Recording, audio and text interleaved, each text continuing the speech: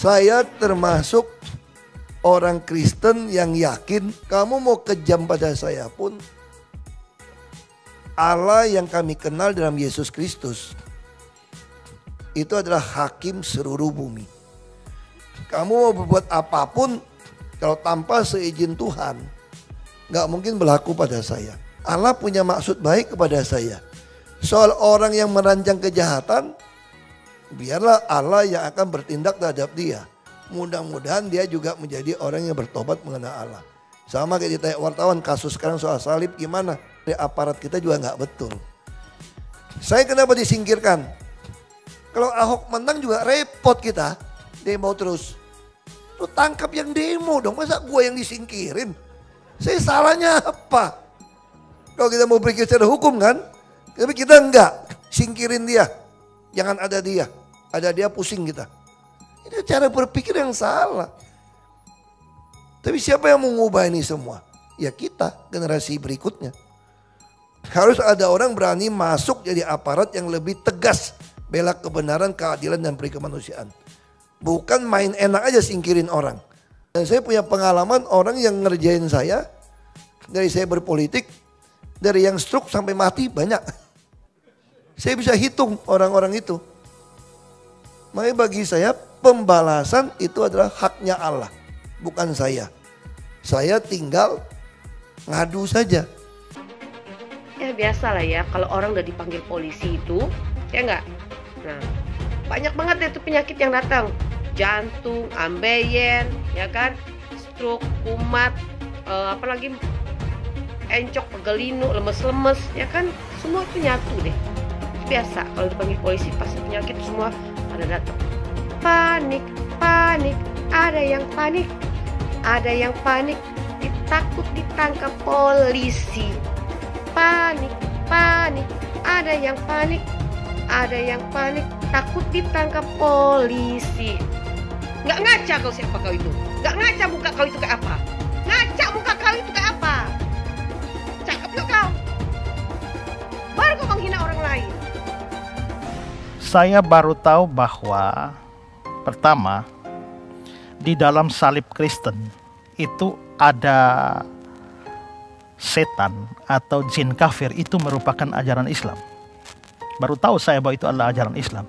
Iman orang Islam itu terlalu lemah sehingga terlalu mudah dikafirkan hanya dengan melihat patung salib. Begitu lihat patung salib bisa jadi kafir. Salah satu yang paling populer saat ini adalah Ustadz Abdul Somad, di mana beliau sedang berdakwah di lingkungannya sendiri, di tempatnya sendiri, dan menjawab pertanyaan orang. Sekarang saya cerita lagi, kalau mau diperkarain, perkarain! Kalau mau dilaporin, laporin! Saya bilang sekarang, dengarkan, demi Allah, Nabi Isa bukan Tuhan. Laporin silakan. Allahu Akbar! Kita ngomong begitu sah-sah saja, nggak ada salahnya. Sungguh telah kafir orang yang berkata Isa itu adalah Tuhan. Mau udah bilang kafir, Allah yang bilang kok. Jadi nggak ada masalah gitu dibilang kafir. Dibilang domba-domba yang sesat, nggak ada masalah kok. Sama sekali nggak ada masalah. Yang belain Somad, Kang mabok. Orang teriak-teriakin gue takbir-takbir belain Somad. Tapi kalian tahu, 3/4 dari orang yang dalam ruangan semua dalam keadaan mabok. Aduh, belain ulama lo takbir-takbir, mabok semua dong cong, bau alkohol mulutnya. Agama musuh besar Pancasila.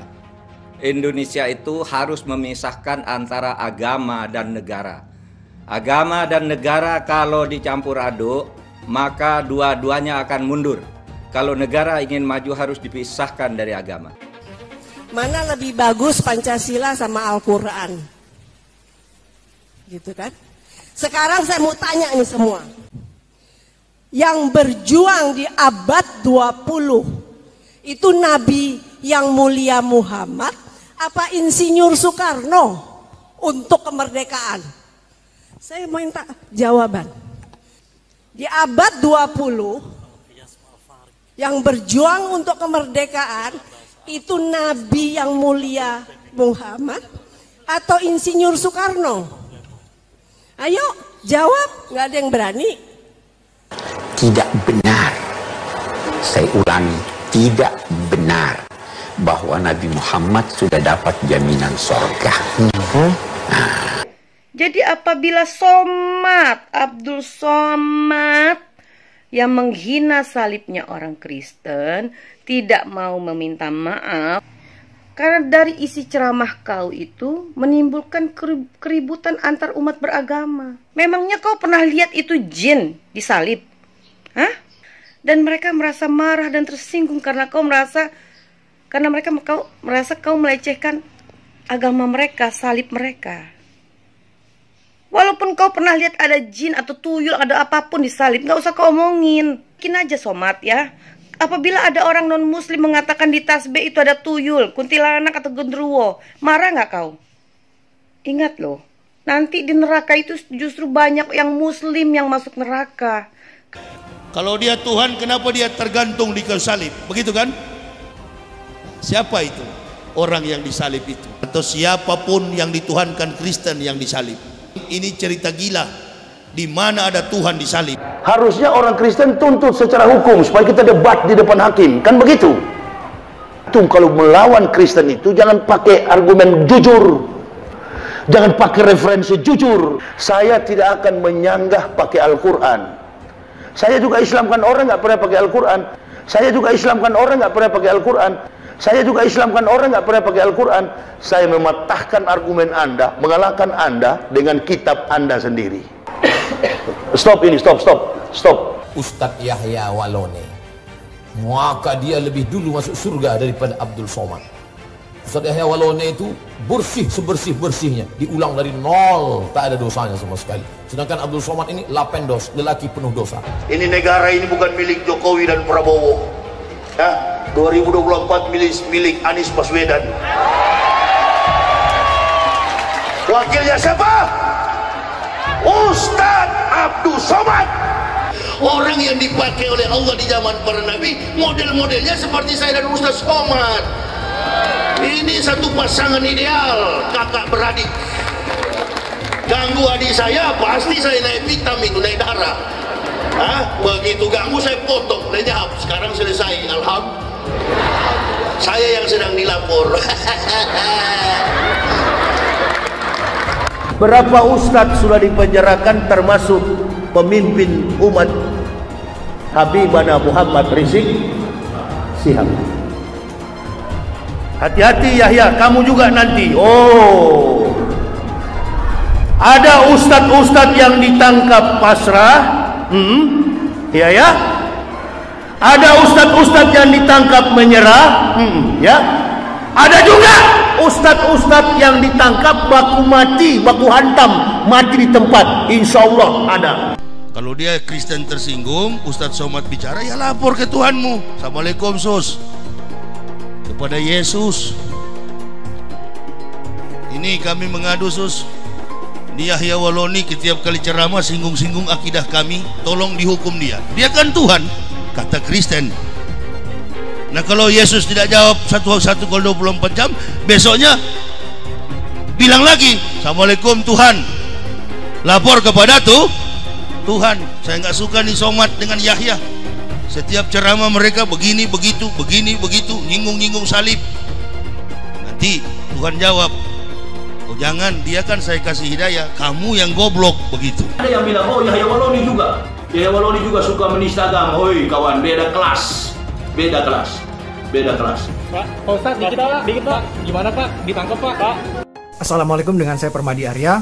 Bersama ini saya ingin memberikan apresiasi sebesar-besarnya buat bapak-bapak aparat penegak hukum, buat bapak-bapak kepolisian yang telah berhasil menangkap Muhammad KC, penista agama Islam, yang saya dengar yang bersangkutan itu sempat mematikan handphone, pastinya itu sulit dilacak, tapi akhirnya berhasil ditangkap.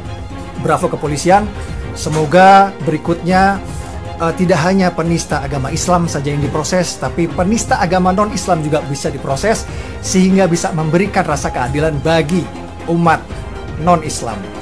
Sekali lagi bravo kepolisian. Assalamualaikum warahmatullahi wabarakatuh.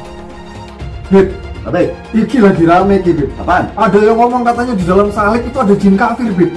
Apa benar di Al-Quran ada seperti itu? Tidak ada. Terus dia ngolok-ngolok lagi simbol Tuhan agama lain sampai dibikin kepalanya ke kanan apa ke kiri. Apa boleh di aturan seperti itu? Tidak boleh. Dia ngomong lagi, Bin, katanya jin kafir itu manggil lo, haleluya.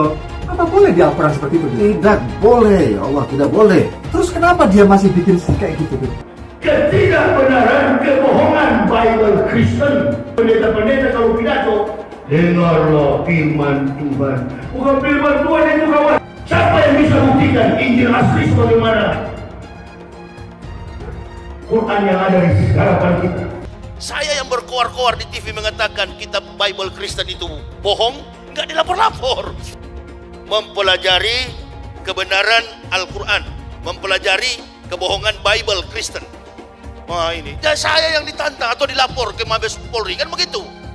Saya bukan mengatakan Bible Kristen fiksi, Bible Kristen itu palsu. Biar Jenderal 100 bintang, kalau kafir kau ke neraka, tidak ada urusan. Kepenuhan Roh Kudus, Roh Kudus. Lapor lagi Roh Kudus, lapor Yahya Waloni bilang Roh Kudus, lapor. Dongeng tambah tahyul sama dengan omong kosong. Makanya di situ judulnya Matius, Markus, Lukas, Stefanus, Tetanus, Spiritus, Captikus. Lengserkan Jokodok, takbir. Siap serbu istana, siap serbu istana, siap ambil alih kekuasaan. Takbir. Pancasila Soekarno, ketuhanan ada di pantat. Anak Tuhan dari mana? Kalau Yesus anak Tuhan, bidangnya siapa? Besok di seluruh wilayah Indonesia kami katakan dan pernah tak Ahok itu kerasukan setan? Tidak, dia tanya. Karena sesama setan dilarang saling menggoda. Setan. Karena di salib itu ada jin kafir. Karena di salib itu ada jin kafir. Karena di salib itu ada jin kafir. Haleluya. Tetap percaya salib itu lambang mulia, bukan jin. Kok ketawa? Aku nggak nyindir siapa-siapa loh. Saya nggak pernah mundur untuk kebenaran, keadilan, kejujuran. Dan peri kemanusiaan, gue gak pernah mundur. Dan gue gak pernah takut juga sama lu. Siapapun yang rasis, gue akan hadapin. Karena rasis itu tidak berperi kemanusiaan. Sama saya ditanya dulu kan, kamu nyesel gak statement kamu di Pulau Seribu sehingga masih masuk penjara? Tidak pernah nyesel. Karena saya mengatakan kebenaran. Hai teman-teman, saya mau memperlihatkan transaksi saya hari ini lakukan trading. Ini bukti transaksi saya untung $4.500 US. Itu sekitar 68 juta rupiah. Semua keuntungan bisa saya dapatkan dengan fasilitas copy trading. Kalau saya bisa, kalian juga bisa guys. Oke, itu yang mau saya tunjukkan. Like video ini sekarang juga dan gunakan link di kolom deskripsi, maka kalian berhak dapat bonus kalian. Promo ini ada masa waktunya, jadi jangan ketinggalan. Bukan cuma itu saja, transaksi tidak dikenakan fee, baik itu investasi saham, trading forex, komoditas, bitcoin, dan lainnya. Kalian bisa melakukan transaksi berapa kali pun atau unlimited trading. Dan tidak ada fee sama sekali. Jika transaksi di tempat lain sudah berapa fee-nya. Setelah menonton video ini, ayo mendaftar sekuritas hari ini, gratis dan tidak ada minimal deposit. Pastikan kalian menggunakan link di kolom deskripsi untuk mendapatkan welcome bonus. Kalian bisa menggunakan bonus $10.000 di akun virtual untuk latihan. Bukan cuma itu, kalian akan dapat kelas trading online gratis senilai 3 juta rupiah atau $200 jika kalian deposit di bulan ini. Selamat menonton guys, enjoy! Hai semua, dengan saya Jonas Leong. Terima kasih banyak buat kalian, penonton setia yang selalu menonton di channel ini. Saya secara personal sangat menghargai waktu kalian. Dan saya sudah menganggap kalian sebagai family karena kalian selalu support di channel ini. Bagi kalian yang selalu menuliskan opini kalian di kolom komen, saya baca komen kalian satu persatu. Saya baca komen kalian untuk mengetahui opini kalian, tanggapan kalian, dan masukan kalian sangat berguna untuk video selanjutnya. Terima kasih banyak buat kalian yang selalu menekan tombol like di awal video. Video seperti ini membutuhkan waktu dan juga research. Dan ini semua gratis untuk kalian. Jadi pastikan kalian menekan tombol like-nya, supaya saya mengetahui kalian menyukai konten yang saya bagikan. Ada satu lagi yang saya buat selama di dalam istilahnya Ibu Megawati, saya di sekolah pesantren 2 tahun. Terus ada liburan. Saya bilang nih ambil master program. Sebetulnya itu lebih tepat tuh S3. Saya sekarang gini-gini S3 loh, bukan cuma Pak Chandra aja S3. Tapi S3 saya itu ya siang sore silaturahmi maksudnya. S3 ya di siang sore. Ini juga bagian dari latihan ngelawak gitu loh. Kita ada show, orang bilang panggil Ahok apa BTP. Jadi Metro TV itu kan punya Kick Andy, Mata Naswa, Jadi mereka nggak pengen Ahok show biasa.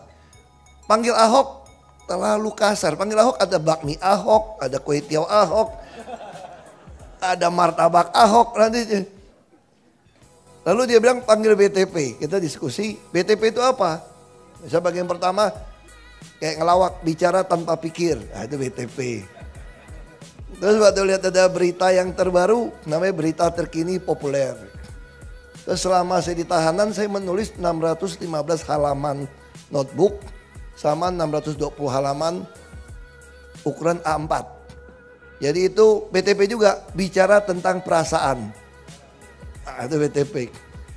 Ada satu lagi yang tadi saya tanya, bukan saya nggak mau nyanyi, nggak bisa ngiringin saya nyanyi masalahnya dia. Kami punya BTP juga, band teman penjara. Nah, saya baru bisa nyanyi kalau ada kuncennya, pawangnya. Karena saya nyanyinya naik turun. Nah, tukang ngiringnya bisa ikutin. Tadi saya tanya, dia agak ragu-ragu. Ya sorry, saya nggak bisa nyanyi, saya bilang. Kalau saya nyanyi, apakah ada lause nyanyi lagi? Tadi mana tadi ada lause? Aduh. Katanya saya ajarin pasti bisa nyanyi. Tapi waktu audisi di Metro TV, kan dites kan? Tesnya di dalam tahanan lucu di Makobrimob. Coba nyanyi lagu Mandarin, wah nyanyi. Lagu Barat nyanyi, Indonesia nyanyi.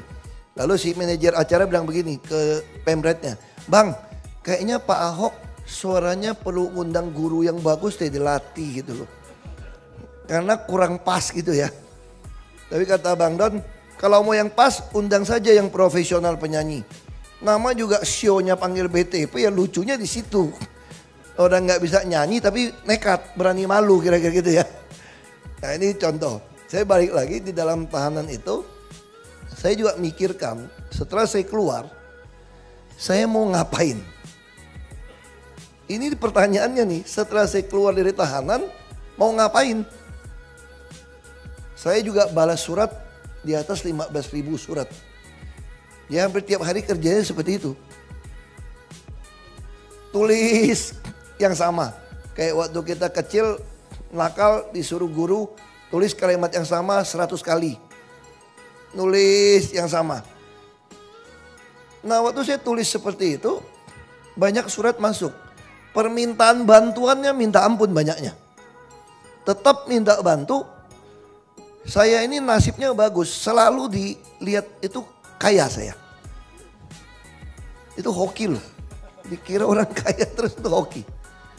Ya sekarang saya udah belajar, kalau baik duit ya? Enggak. Sekarang saya amin-amin ini ya.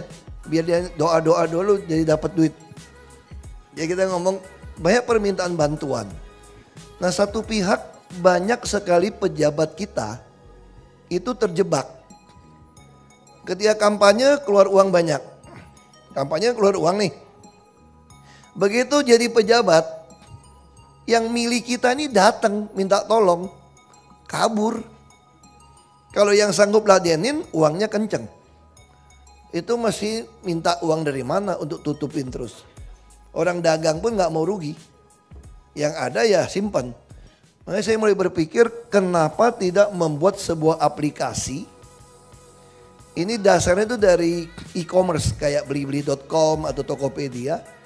Kalau itu kan pengen jual barang, pengen beli barang ketemu. Lalu saya berpikir kenapa kita gak rancang pengen ngasih barang sama yang mau terima barang ketemu.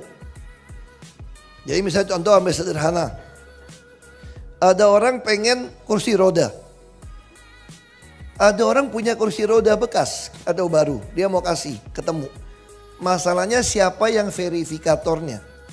Nah verifikatornya itu saya mau maksa orang partai untuk nolong dia sambil maksa mereka kira-kira. Misal contoh gini, setiap wilayah, kecamatan atau desa manapun pasti masuk daerah pemilihan. Dari DPRD kota atau kabupaten sampai provinsi sampai DPR RI. Harusnya begitu ada permintaan barang, dia minta stafnya cek. Masa wilayah kampung dia minta kursi roda dia nggak tahu. Kalau sampai orang lain yang tahu, saya punya data. Berarti anggota DPRD ini tuh nggak pernah perhatian sama masyarakatnya. Sementara masyarakat yang rajin membantu di sekitar daerah pemilihannya, saya yakin Dia kalau maju jadi anggota dewan terpilih. Ini juga menolong para perusahaan yang pengen CSR.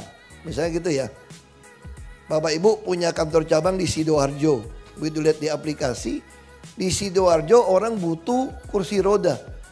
Bapak Ibu tinggal perintah anak buah Bapak Ibu, kontak cabangnya, tinggal lihat bener nggak rumah orang ini butuh kursi roda.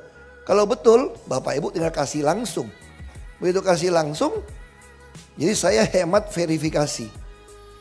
Yayasan ini tidak terima uang untuk disalurkan, tapi hanya mempertemukan orang yang mau menyumbang. Nah kalau Bapak Ibu niat mau jadi anggota dewan atau bantu CSR, tinggal lihat saja aplikasinya gratis. Siapa yang butuh bantuan, siapa yang nyari, saya harapkan para ahoker, para anggota dewan bisa menemukan siapa yang butuh barangnya apa. Nah kalau ini bisa jalan ditemukan, kita bisa sepanjang tahun tahu kebutuhan rakyat itu apa. Kalau sampai kebutuhan rakyatnya sama, saya akan minta DPRD menganggarkan. Supaya tidak minta belas kasihan orang. Nah ini kira-kira ide dari aplikasi Jangkau. Nah kita memang ada, itu ada nggak ya? Bisa kita lihat sebentar nggak ya Jangkau ya? Tanya, tadi saya lupa siapa namanya tadi yang bikin aplikasi. Jadi di dalam tahanan saya mendirikan yayasan. Yang diajak siapa? Termasuk Pak Herman. Saya ajak supaya apa? Saya siap-siap ini yayasan ini bukan punya saya. PTP singkatannya apa kalau yayasan? Beri tanpa pamrih katanya. Ya sudah, kita bikin yayasan, kita cari auditor, cari anak muda merancang ini. Nah tadinya saya berpikir setiap bulan atau 2 bulan sekali saya akan bikin show panggil BTP itu off air. Kita keliling Indonesia, terima iklan, lalu penghasilannya itu 1 bulan itu kita akan masukkan ke dalam kebutuhan operasional yayasan. Rencana tuh seperti itu. Tapi ternyata saya nggak ngerti lah. Saya ini memang serba susah jadi orang. Saya mau ngajak orang bisnis, join pada bilang, waduh kita takut kamu orang politik. Ketemu pejabat, sama saya juga repot. Minta duit, nggak berani. Nolong saya kagak ikhlas. Jadi gimana mau kerja nih barang semua. Serba susah saya. Lalu saya bilang, kalau begitu jadi apa? Entertainer ditahan juga di TV. Saya kayak apa ya saya bilang ya. Kalau bahasa nggak benernya gini, udah kayak istri simpanan, seneng tapi nggak boleh dikasih tahu orang gitu loh. Ini bahasa jeleknya begitu. Ya sudah. Tadi Pak Chandra bilang ini polisi udah kalang kabut nih. Udah tambah ini, hanya Ahok acara apa? Katanya mau jadi wali kota Surabaya kali ini. Enggak. Saya enggak, selain saya enggak kepikiran, saya itu kelakuan apapun, saya mesti ada dasarnya. Bukan dasar berhitung siapa mau milih, bukan. Panggilannya ada enggak? Saya enggak ada panggilan mau jadi wali kota Surabaya, enggak ada. Orang bilang ke NTT mau jadi gubernur, panggilan, enggak ada juga. Saya tuh masih ada panggilan, ada arah jelas, lalu saya susun. Ini sesuatu yang saya bukan petinju yang sembarangan tinju, semua saya hitung. Semua saya hitung. Kalau dia bilang tidak masuk akal, ya itu simpan aja sendiri, itu urusan saya. Tapi saya tahu persis kalau saya mau menuju ke satu tempat, saya merancang semua itu menuju satu tempat. Saya menyiapkannya. Waktu saya mau jadi gubernur DKI, belum bisa ikut. Saya bangun rumah gubernur. Sampai tukang bangunannya itu kontraktornya. Saya pesan sama dia, ini AC tolong 2x2 PK.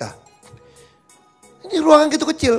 Saya bilang saya mau jadi gubernur, nanti ini ruangan untuk konferensi pers. Karena kalau dipasang lampu cahaya gitu banyak, ini ruangan jadi panas. Begitu jadi itu rumah, dia pasang 1 PK. Kan teman gereja. Ini udah dingin Hok, dia bilang. Ini buat gubernur punya rumah, gue bilang. Tuh dia liatin saya, ini gila apa sinting. Tapi saya persiapan.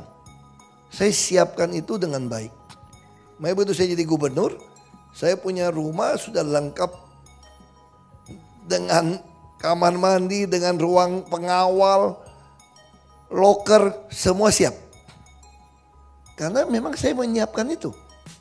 Sampai mau escape-nya seperti apa, semua saya pikirkan. Nah, sama. Nah, sekarang lu mau ngapain?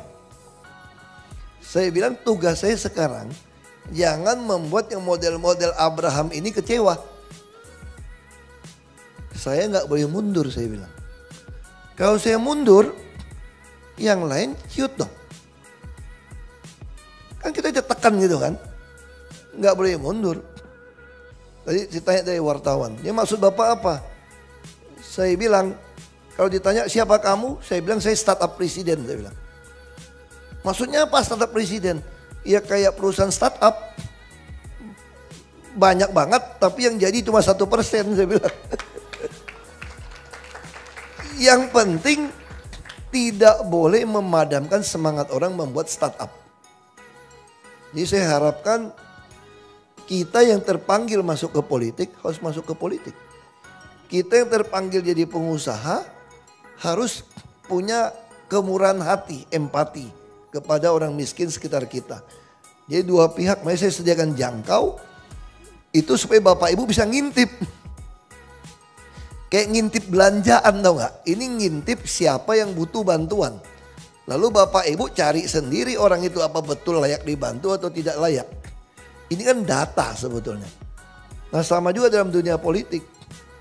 Saya katakan dulu waktu saya jadi bupati, saya ingat ada satu late call penerbang. Dia bilang ini sama saya. Mas, dia panggil saya Mas. Mas, mau sampai kapan Mas kayak begitu jadi bupati gak mau terima duit? Mau sampai kapan? Saya gak bisa jawab. Saya ketemu dia di Korea. Saya undang makan di kantor gubernur. Saya bilang, Mas, masih ingat gak Mas? Sekarang dia bintang 1. Masih ingat gak Mas? Sampai kapan? Pertanyaan Mas. Iya, jadi gubernur DKI Mas sekarang Mas, dia bilang. Kan dia tanya sama saya, mau sampai kapan bupati kayak kamu kayak gitu? Jadi gubernur Mas. Kemudian saya masuk ke Mako, dia datang lagi ke Mako, jenguk saya. Masih ingat gak Mas pertanyaannya Mas? Masuk Mako Mas sekarang Mas. Masuk Mako Mas. Terus dia yang semangat, ini belum berakhir. Sama kayak staf saya semua kan. Begitu masuk ke Mako, hari ketiga atau kelima mereka baru bisa datang. Terus saya bilang, bubar. Semua impian sudah bubar. Udah masuk tahanan ini. Kasih pesangon aja ya. Semua bilang, enggak, kami enggak mau keluar Pak. Gimana mau gaji kalian? Kita bertahan Pak, pokoknya Pak. Ini belum berakhir, baru mulai Pak ceritanya katanya Pak. Lama-lama saya pikir mereka lebih beriman daripada saya. Makanya saya harap apa yang saya lakukan sekarang tidak melemahkan semangat anak-anak muda untuk di politik. Dan saya yakin mereka lebih berani, lebih pintar, dan lebih beriman daripada saya untuk terus maju. Nah itu yang ingin saya lakukan dalam perjalanan ini. Jadi mereka terus, yang lebih lucu lagi nih. Kalau ketemu staf saya itu, Bapak harus yakin Pak. Yakin sih yakin. Gimana caranya gitu loh. Terus gimana hidupin kalian? Kita jual buku Pak. Pasti banyak yang beli buku saya waktu saya di tahanan. Itu tiap hari denda hukuman menulis. Pesan dari buku 250.000 yang tipis. Begitu dibuka kunjungan tamu semua bawa beli di Gramedia. Kagak laku. Datang tanda tangan saya kagak bayar saya kan. Cuma tanda tangan doang. Terus terbit yang lebih tebal. Ahok di mata mereka. Mau jual berapa? Saya bilang kalau tipis 250.000, tebal 7,5. Hardcover berapa? 1 juta. Siapa yang mau beli? Asal Bapak tanda tangan bisa beli Pak. Bapak tulis. Terus kita tulis. Bener gak nih? Buat biayain semua nih.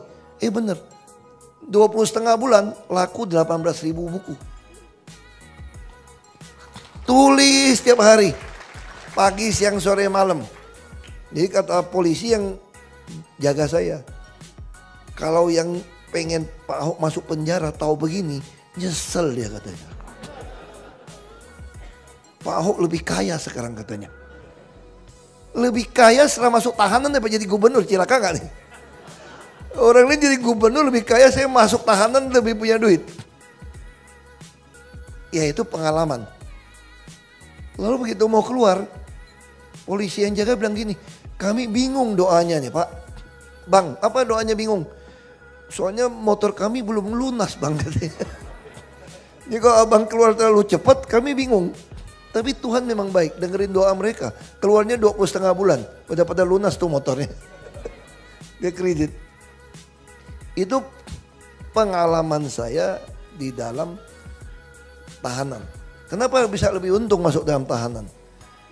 Buku saya sekarang lagi diedit di Gramedia. Itu hasil tulisan 615 halaman tadi. Ini akan menjadi dasar show di Metro TV Panggil BTP. Yang bicara tentang perasaan. Ini sebetulnya adalah psikologi positif. Apa itu psikologi positif? Kalau saya singkat kira-kira gini. Kalau kita menghadapi suatu kesulitan atau masalah. Kesulitan itu bukan untuk menjatuhkan kita. Tapi buat promosikan kita. Bukan menarik kita mundur ke nasib kita. Tapi mendorong kita maju ke nasib kita. Destiny atau ya takdir kita. Itu yang saya alamin. Saya masuk penjara. Lebih ngetop loh daripada sebelum masuk penjara, betul gak? Belum masuk penjara gak ada yang kenal saya. Saya waktu liburan kemarin jalan-jalan 5 bulan. Gak ada orang yang jalan-jalan kayak saya. Kayaknya di Republik ini tuh takut kalau ada Ahok dekat pemilu. Mungkin ya, jalan-jalan ada orang Korea yang ngantar saya mana-mana. Hari terakhir saya pulang mau ke Jepang. Dia bilang gini, Pak boleh gak? Saya as favor itu apa ya? Minta tolong lah. Untuk apa? Tolong apa? Saya pikir tolong apa? Nah mungkin minta duit orang asing gitu. Saya mau minta foto. Saya udah mau check in mau masuk ini. Sebelum masuk ke dalam minta foto. Ini orang Korea, sopirnya itu. Udah foto, kenapa? Mama saya mau tunjukin ke mama saya bawa bapak. Mama saya setiap malam mendoakan bapak.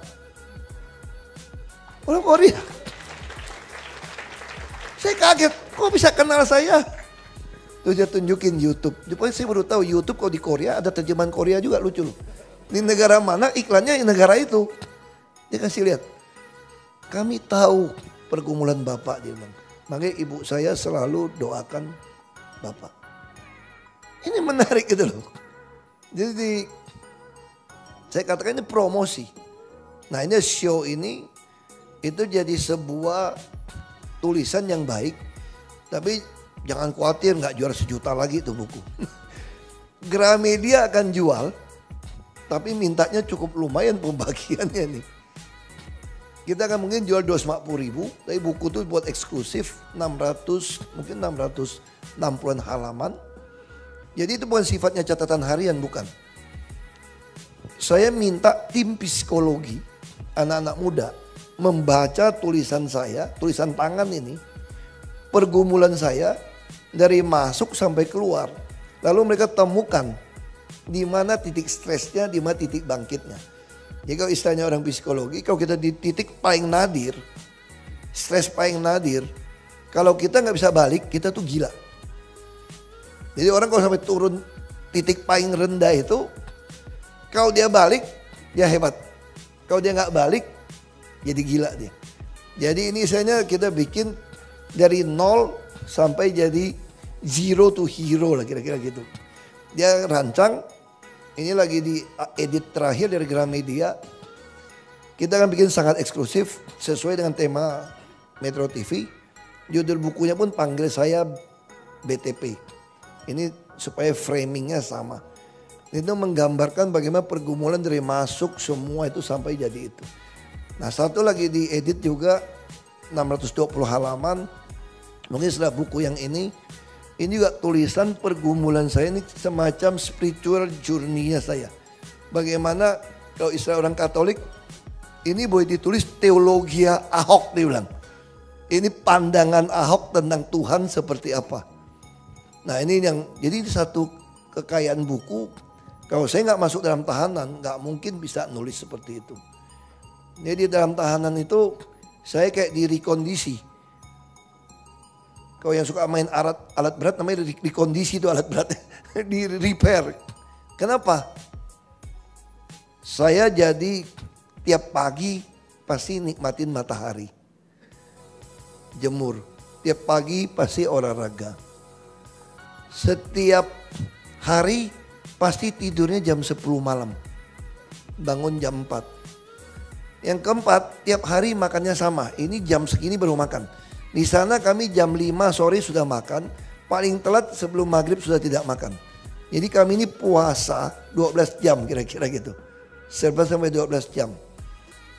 Sehingga waktu jam 10 malam tidur, perut kami sudah kosong. Itu bisa disiplin seperti itu. Baca, yang betul-betul dibaca buku dikasih pensil warna itu 58 buku. Kalau buku yang setengah baca nggak habis, saya nggak tahu berapa tuh. Pernah kasih buku ribuan. Jadi saya tinggal lihat daftar isi, kata pengantar belakang, ini kurang menarik, udah buang aja, langsung bukan buang, kirim pulang. 58 buku, tulis, balas buku, balas surat, nggak pernah seumur itu seperti itu. Dan yang keenam apa? Punya teman-teman tadi. Saya kalau nyanyi itu asli parah. Asli parah.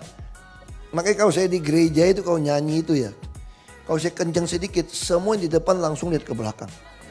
Aku langsung diam. Saya diam, pendetanya melotot. Itu mimbar kan kelihatan kan? Nggak nyanyi, nggak punya kesaksian yang baik, betul nggak? Paksa saya nyanyi lip sync, David. Supaya pendeta lihat saya aman, kira-kira gitu ya. Itulah saya bertahun-tahun. Sampai di dalam tahanan, tiap minggu polisi aktif, tidak aktif, nyanyi.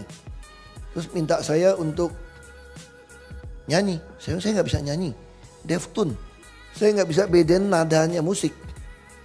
Nggak apa-apa bang, kita latih bang katanya bang. Terus mainin. Oh ini turun, ini naik. Terus kasih tanda sama. Terus siapa yang nyanyi? Main musik nggak bisa. Saya begini-begini jangan anggap remeh loh. Ini vokalis tunggal di dalam BTP penjara. Saya suruh nyanyi terus. Dicariin lagu. Di situ saya katakan kenapa show itu perlu ada nyanyi. Kadang-kadang tuh kita tuh terlalu dihakimi oleh orang lain.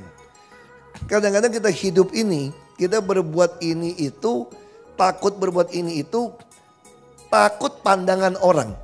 Jadi kita berbuat apa tuh berusaha mengimpress, pengen apa ya, kasih kesan yang baik dari orang kepada kita. Sengsara hidup kita. Kita nggak berani kan, kita pengen ini, nanti apa kata orang ya, kita ini apa kata orang.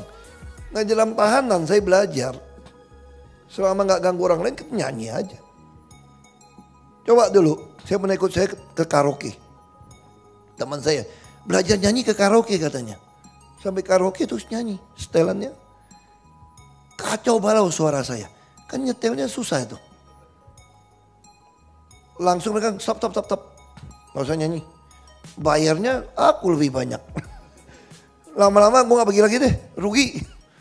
Patungannya rugi gitu loh. Saya gak bisa nyanyi. Sampai dalam tahanan, ya lumayan lah, gak terlalu jelek lah gitu ya. Kalau lihat video, kalau sekarang saya gak berani nyanyi, kecuali ada kuncennya saya, tukang bawanya. Kalau ada guru saya di situ, ya dia sesuaikan. Nah saya kira itu malam ini saya mau share itu aja. Mau ke depan bagaimana, saya harap banyak Ahok-Ahok baru muncul di negeri ini. Ya. Yang kedua, tentu saya harap Bapak Ibu kalau masih pakai Android udah bisa download itu aplikasi Jangkau. Minimal Bapak Ibu bisa ngintip lah kalau mau bantu orang yang susah. Di daerah dekat Bapak Ibu bisa bantu verifikasi. Atau Bapak Ibu kalau nggak mau bantu, minimal kasih tahu kami di Jangkau siapa yang butuh bantuan. Nah ini sehingga bisa ketemu ini. Jangkau. Kalau soal yang lain apa? Saya lagi punya beban, sering disuruh ke sana di NTT. Saya ingin bantu dari dulu, dari zaman kita Wagub sampai gubernur, bagaimana NTT itu peternakannya naik kembali. Nah kami temukan kuncinya di pakannya. Kita membuka akun untuk melakukan investasi atau trading. Jika belum, membuka rekening sekuritas itu gratis loh. Bahkan cuma butuh 5 menit saja. Cepat dan simple. Dan semua bisa dilakukan secara online. Sampai saat ini ketika kita mau melakukan investasi saham atau trading forex, kita masih menggunakan cara yang kuno. Seperti kita menelpon banker atau broker yang melakukan atau mengeksekusi transaksi kita. Tapi apakah kalian tahu, untuk membeli saham atau forex, kita cuma login, lalu memilih apa yang kita mau, lalu masukin angka berapa banyak yang ingin kita beli, lalu tinggal klik. Sesimpel itu. Sampai saat ini kita bingung mau investasi saham luar negeri, trading forex, komoditas, dan cryptocurrency di mana tempatnya.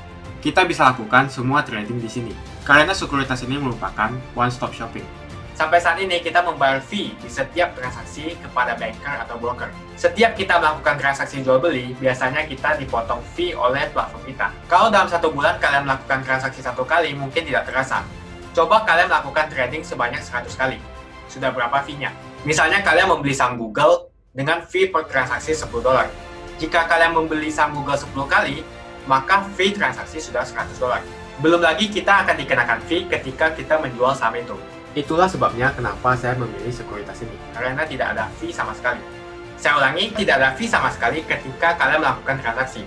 Dan yang kedua, kalian bisa melakukan unlimited trading atau trading sebanyak apapun. Ya, kalian bisa melakukan trading 10 kali, 100 kali, 1000 kali dalam sehari tanpa dikenakan fee. Jadi berapa banyak uang yang kita hemat dari fee saja. Mau beli saham Apple, harga 1 unitnya $134. Kita bisa membeli dengan hitungan lot. Contohnya kita membeli saham Apple dengan hanya $13 saja. Di platform lain wajib membeli minimal dengan harga $134. Dengan $13 atau Rp180.000 saja, kita sudah bisa membeli saham Apple. Menarik bukan? Jadi apa yang kalian tunggu, mendingan kalian cobain sendiri aja deh. Tutorial bisa kalian cek di kolom deskripsi dan kalian harus menggunakan link di kolom deskripsi untuk mendapatkan welcome bonus. Jika tidak, maka tidak akan mendapatkan bonus. Gunakan bonus $10.000 di akun virtual untuk mencoba sekuritas ini atau bisa kalian gunakan untuk latihan trading. Bukan cuma itu, kalian akan dapatkan kelas trading gratis yang nilainya Rp3 juta jika kalian deposit di bulan ini.